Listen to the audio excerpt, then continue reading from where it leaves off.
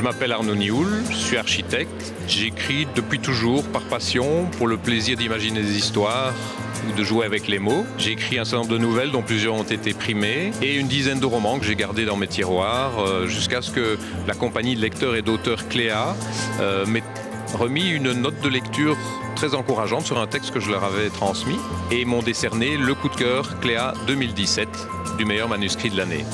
Suite à ça, Genèse Éditions m'a proposé de publier Kathleen.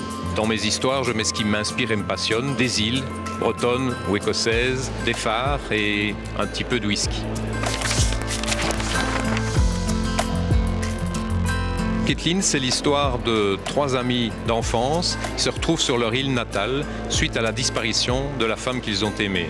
Il y a un pasteur, un inspecteur de police et un auteur à succès. Le pasteur est bien intégré dans la communauté, le policier se demande un petit peu si sa vie a un sens à cette époque-là de sa vie et l'écrivain se laisse un peu griser par son succès. Et ces trois personnages-là vont se mettre en quête de Kathleen qui a disparu. Cinquième protagoniste d'importance omniprésente, c'est l'île de Lagan elle-même, l'île écossaise, avec son château, son phare et sa faille. Et donc le passé et le présent s'entremêlent pour aboutir finalement à découvrir la vérité grâce à l'amour et l'amitié qui auront survécu à l'épreuve du temps.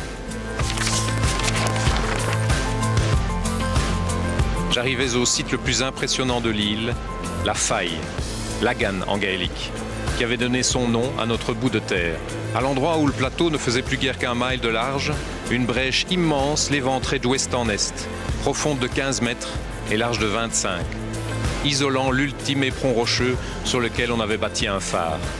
D'où j'étais, je pouvais apercevoir les murets blancs qui couvraient son échine et la fière silhouette immaculée de la tour de lumière. À ses pieds, tout n'était que bruit et fureur, éclaboussure et grondement. Mais au sommet, le modeste édifice avec sa lanterne séculaire continuait de baliser la route des navires croisant au large. Accéléré par sa relative étroitesse, la houle s'engouffrait dans la crevasse, semée de blocs de granit, acquérant une puissance phénoménale qui dépassait l'imagination par gros temps. C'était comme si la force du vaste océan, gonflée d'ardeur dans sa course depuis l'Amérique, devait pénétrer tout entière dans ce chat d'aiguille qui venait briser son élan. Ce qui a plu dans ce roman, je pense que c'est la multiplication des dimensions. C'est une enquête, un triangle amoureux, une mise en abîme avec le roman dans le roman, une réflexion sur le sens qu'on donne à sa vie, et une immersion dans un décor puissant. C'est à la fois un roman policier haletant et une histoire d'amour et d'amitié. C'est un véritable voyage sur une île sauvage sans quitter son fauteuil. Je crois que c'est un roman qui emporte le lecteur et lui offre une évasion en même temps que des émotions.